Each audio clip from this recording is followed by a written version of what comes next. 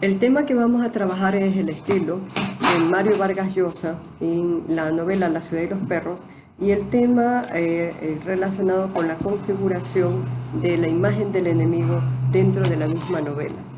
Como nosotros sabemos, esta novela fue escrita en el año 1962 y se publicó en el año 1963.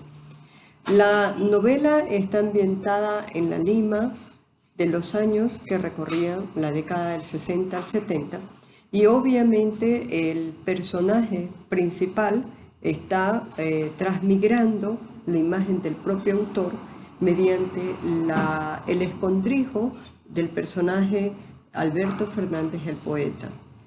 Bien, pero realmente más allá de esto no voy a profundizar en este personaje, sino en la multiplicidad de perspectivas en relación a la creación de la imagen o la construcción del enemigo a lo largo de la novela. Dentro de las técnicas propias del boom latinoamericano, nosotros sabemos que una ruptura del espacio y del tiempo y de cómo se contaba la historia era algo propio del boom latinoamericano. Es decir, la misma ruptura temporal y la mezcla del diálogo, el pensamiento, lo onírico, la fantasía, lo tenían, por ejemplo, Gabriel García Márquez, Augusto Roa Bastos, Miguel Ángel Asturias con El señor presidente. Quiero simplemente relacionar estas técnicas con el sentido central de lo que sería este episodio. Por ejemplo, dentro de La ciudad y los perros, nosotros vemos que la secuencia de los eventos protagonizados por los diversos personajes no se dan en una secuencia de pasado, presente y futuro, sino que se entremezcla el recuerdo con el presente, las fantasías, las pesadillas con el presente, con el pasado, con el hablar de un personaje con otro personaje, con el pensar de un personaje con otro personaje, etc. Bien, aparte de la secuencia no lineal, nosotros vamos a encontrar las múltiples perspectivas para contar una misma historia desde diferentes tipos de personajes. Por ejemplo, no hay respeto para los signos de puntuación, lo cual dificulta la comprensión de la novela en el momento en que se está leyendo y no sabemos quién está hablando. Casos muy puntuales, por ejemplo, está hablando el BOA, y en el BOA está conversando acerca del asesinato de Ricardo Arana, pero luego salta al recuerdo que le une con la malpapeada en el momento en que él, enojado, le quiebra la pata a la malpapeada. Entonces, este recuerdo luego salta con el comportamiento posterior al asesinato de Ricardo, de lo que sería del poeta. Es decir, cómo se comporta el poeta, cómo se comporta el jaguar, cómo el jaguar, después de haber sido el líder del grupo, se aísla del grupo. Entonces, bueno, eso en relación a las múltiples perspectivas de un elemento. Cabe recordar que nosotros estamos retomando los elementos tradicionales de los hechos, el espacio, el tiempo, mezclados con dos formas de lenguaje. El lenguaje oral, que sería el diálogo que se reproduce a lo largo de la novela, el lenguaje no oral, que es el pensamiento que se está dando en forma simultánea, y las fantasías, los temores que ya entran en una especie de lenguaje psicológico. Además de esto, nosotros tenemos que revisar que dentro de las estrategias o dentro de las técnicas que plantea el autor, nosotros debemos de revisar las figuras literarias. Por ejemplo, para la configuración del enemigo, se ha dicho de paso que la configuración del enemigo para el autor escondido detrás de cada uno de sus personajes está dado por todo lo que a él como centro, el emisor clave de la historia, le repugna, o por lo menos ese era su mensaje, ¿no? El elemento anticastrista. Por ejemplo, dentro de la escena de la perlita, nosotros encontramos que el poeta Alberto Fernández dice: y entonces, saldremos, nos lavaremos las manos, saldremos, iremos al comedor. Un dos, y al otro día haremos lo mismo, y al otro día haremos lo mismo. Es decir, existe una parodia del elemento disciplina militar, orden y honor, con lo que ha sucedido en La Perlita, un concurso por una botella de pisco de masturbación colectiva. Entonces, esa es una ruptura, es una burla, está haciendo la configuración del enemigo. Pero no es tan solo el elemento de lo que podría ser el elemento anticastrista, ¿no? Por ejemplo, nosotros encontramos como varios elementos a los cuales se tilda o se llama como enemigo. Por ejemplo, nosotros tenemos que enemigo es el diverso. Y dentro del enemigo como diverso encontramos las diferentes razas, etnias. Por ejemplo, encontramos esta cuestión, están jugando en el baño, los del círculo están jugando una timba y alguien le hace una broma fuerte a Alberto Fernández y él dice al serrano Cava, que es quien le hace, le dice no, porque los serranos juegan al póker con los piojos que tienen. Y eso está señalando. Serrano, símbolo de piojos, es despreciable, etc. Ahí tenemos el diverso, la configuración del enemigo. Pero también el mismo Alberto responde a las agresiones verbales de Bayano, que es negro, diciendo a todos los negros se los tumban o a todos los negros les hacen tal o cual cosa. Por ejemplo, el grupo entero configura ay, lo que me hace mi negrita, ay, etc. Bien. Otro concepto del enemigo está clasificado por el ser inferior. Es decir, ¿quién es mi enemigo? El que se sometió. Entonces, en el caso del Rulos, el Rulos está planificando cómo perjudicar a uno de los estudiantes del 9º grado, ¿sí? ¿Por qué? Porque simplemente son de los grados inferiores. Ahora, algo que también llama mucho la atención es el hecho del ejercicio del poder. Por ejemplo, encontramos que dentro de este ejercicio del poder hay también el elemento femenino. Y el elemento femenino está configurado por este muñequeo que se da en quién es más importante por su condición socioeconómica. Ejemplos claros tenemos. Por ejemplo, tenemos Teresa, es el amor durante los 3 años que ha estado en el Leoncio Prado de Alberto Fernández. Sin embargo, al finalizar la obra, nosotros encontramos con que alguien le dice, ¿y qué pasó con ella? Ya ni me acuerdo. Son de esas cosas de lo cual es mejor no resucitar los cadáveres. Y está hablando de la mujer que él amó. Muy bien. Allí tenemos por qué es la condición y tendríamos que remontarnos un poco a la cuestión de Grecia, la clasificación de las mujeres en Grecia. Entonces existía la mujer, madre de los ciudadanos, cuya condición socioeconómica le permitía transformarse en la esposa, madre de los ciudadanos griegos, es decir, la mujer por la cual se pagaba una dote. Nótese que detrás de esta condición de mujer, madre de ciudadanos, estaba una cuestión absolutamente económica. Y por el otro, nosotros encontramos que se estipula Teresa, ¿no? Teresa, la que podría ser amada, pero que socialmente no era presentable.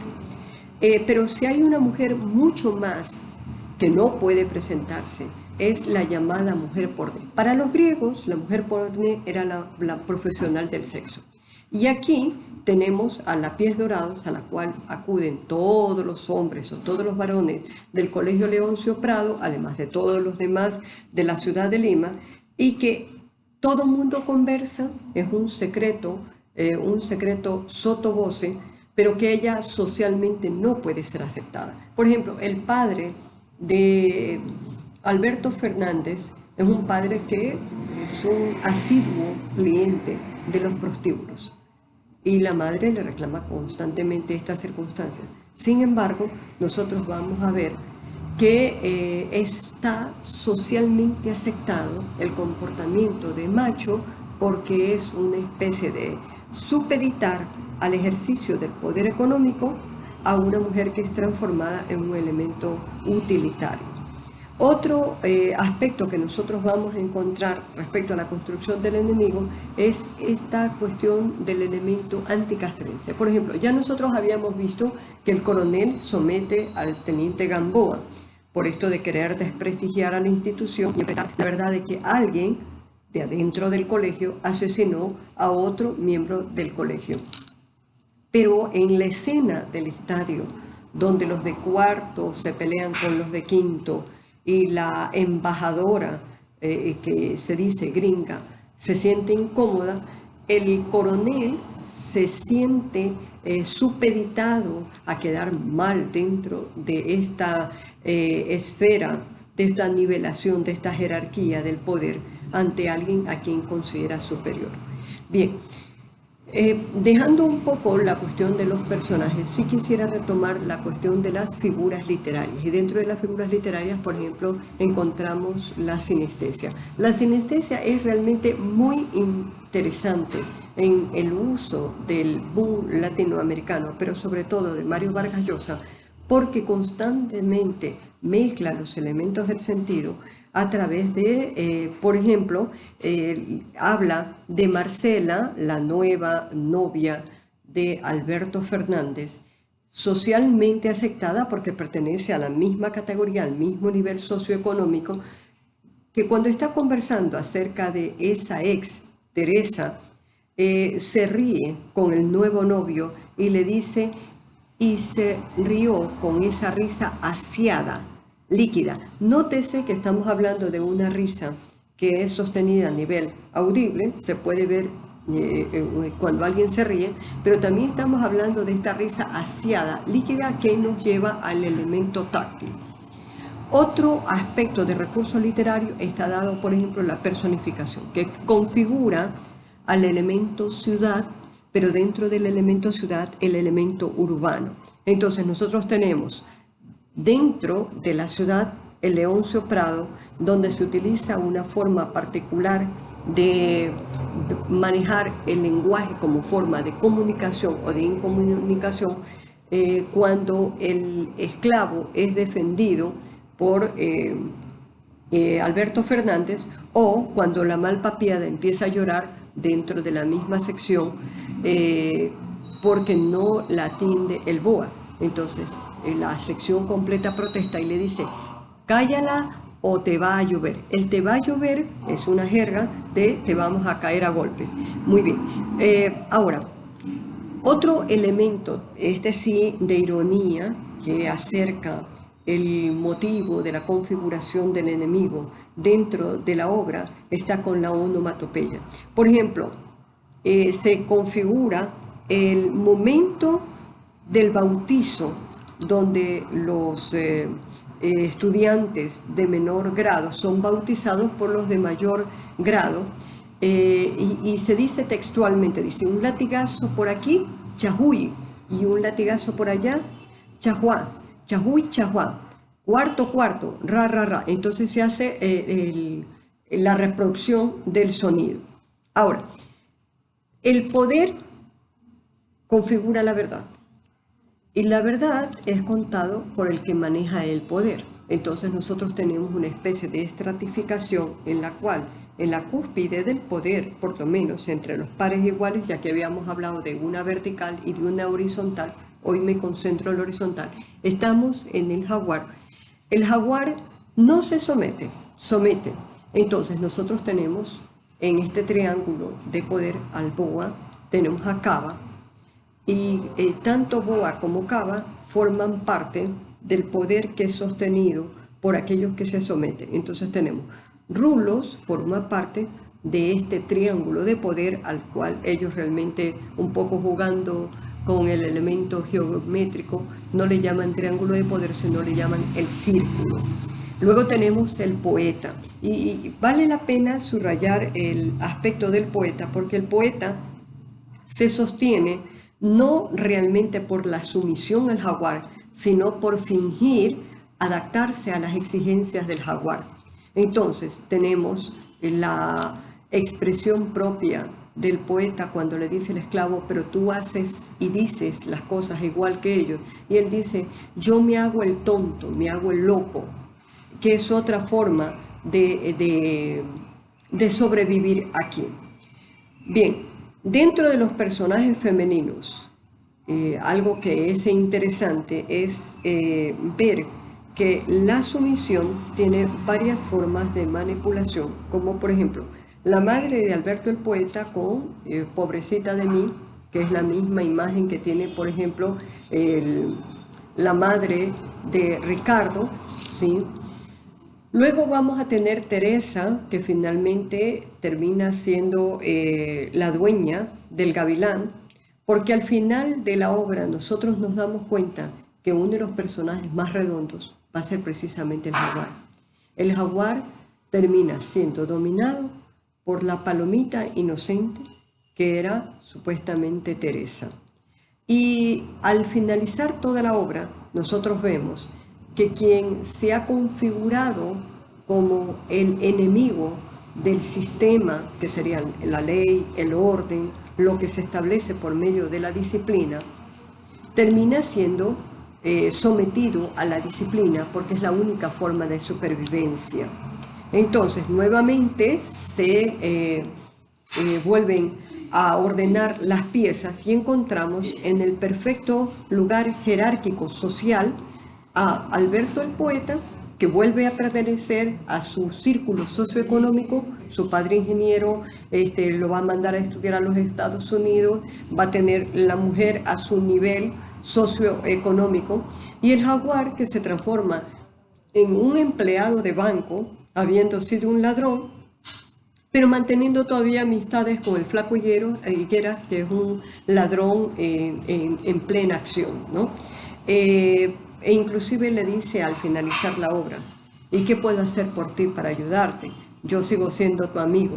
Y el flaco Higueras le dice, bueno, por lo pronto págame estas 2 copas, porque no tengo ni un cobre. Entonces, hemos visto que al final de la obra, la idea del enemigo, que es el orden establecido, se pierde un poco en el diluir de lo que se debería de haber hecho desde el principio, sumarse al principio del orden, la jerarquía, lo que debe de ser, y que esta lucha lo único que evidenció es que en el muñequeo del poder, quien ganaba era lo que ya estaba establecido, ¿ya?